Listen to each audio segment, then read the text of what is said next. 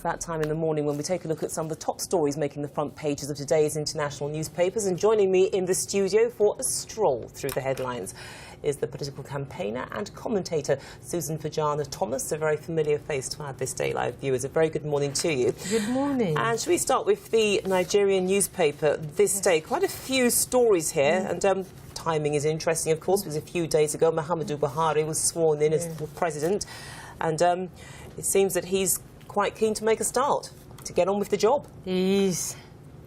I think he's waited for almost 15 years, and this is his time. And he's tried one of the two major things that he's doing is about security in the country, in particular around the Boko Haram. Boko Haram at this time they enjoyed a bit of resurgence because there have been a report of various suicide bombing ongoing in the last couple of days. But I think because of that, in his inaugural speech, he actually going to relocate the force headquarters to the state where Boko Haram operate, which is a very good thing. And I'm sure this story is talking about his first meeting with the service chiefs, including the Naval, the Army, and the Air Force chiefs, and they are all on board to tackle Boko Haram. So we're keeping fingers crossed and hoping that the new president, will have a positive outcome from this initiative. But do you get the feeling as well that we're now gearing up towards a final showdown here? Because yes, we had seen some progress against Boko Haram during the election campaign. Of course, we've had this tragic attack which occurred in Maiduguri, but now the president has finally got his feet onto the table, rolling up his sleeves, and the line has now been drawn in the sand. This is it. Yeah, I think for President Buhari, this is it.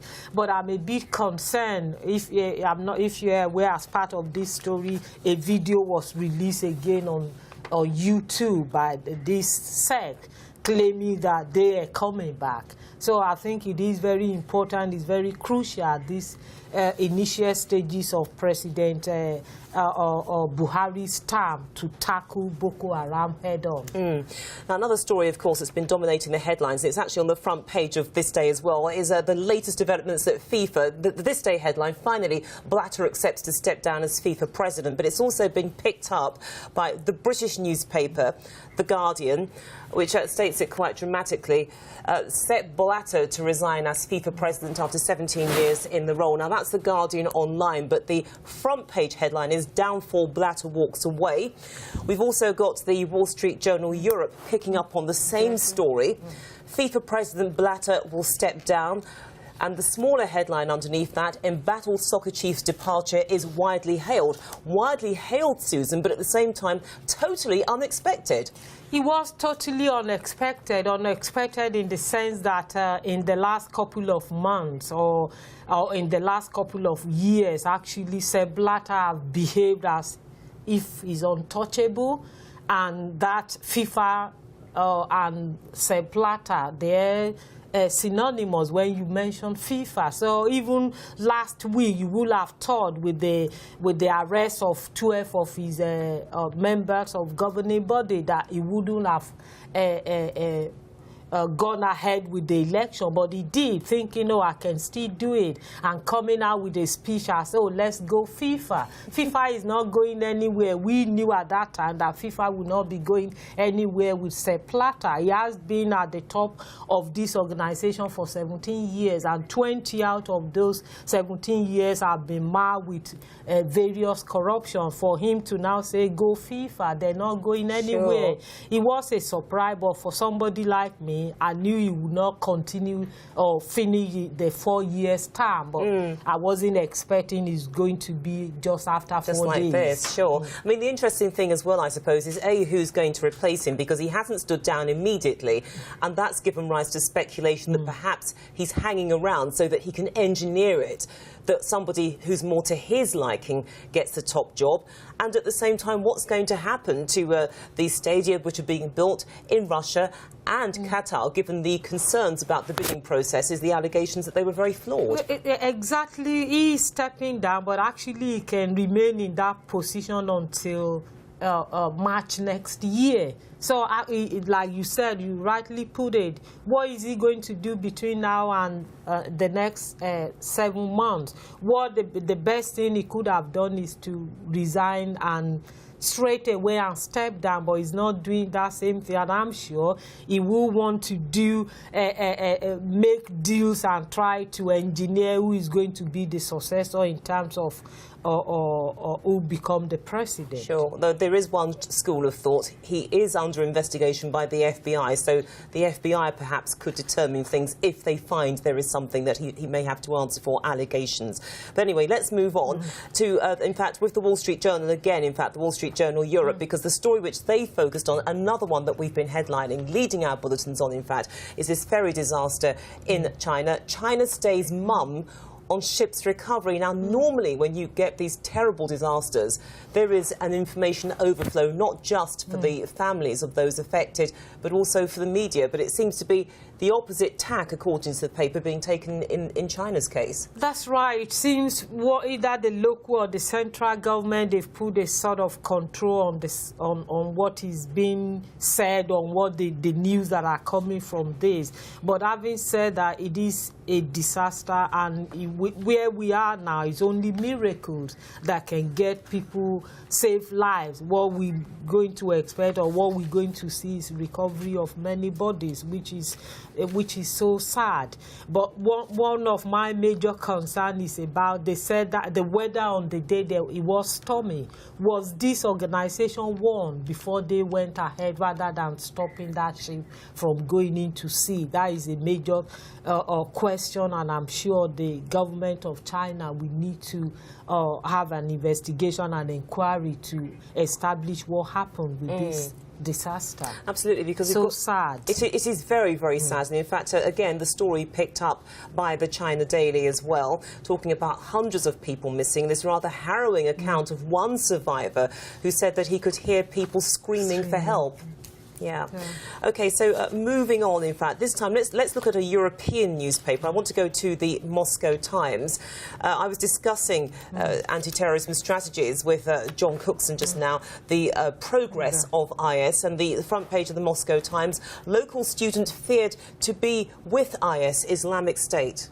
That is, again, a bit of a concern. It has happened in other countries in Europe, but this is the first one that is highlighted in Russia. And this student, again, has gone through Istanbul. I know the last time when the 3 young teenagers went from These England. were the British girls. The British girl. The Turkish government didn't take the criticism. They were very upset about the criticism, but I think it's high time the Turkish government needs to do something about their border, because every young people that have been going from Europe, they have been going through Russia. They've been going through Istanbul, Turkey, exactly. and their crossing over has been successful. So it is high time that Turkish government do something about this influx of young people from Europe to Syria. Sure. And the profile of this girl also quite interesting, because she's 19, she's a student. She's actually a second-year student of philosophy at the Moscow State University.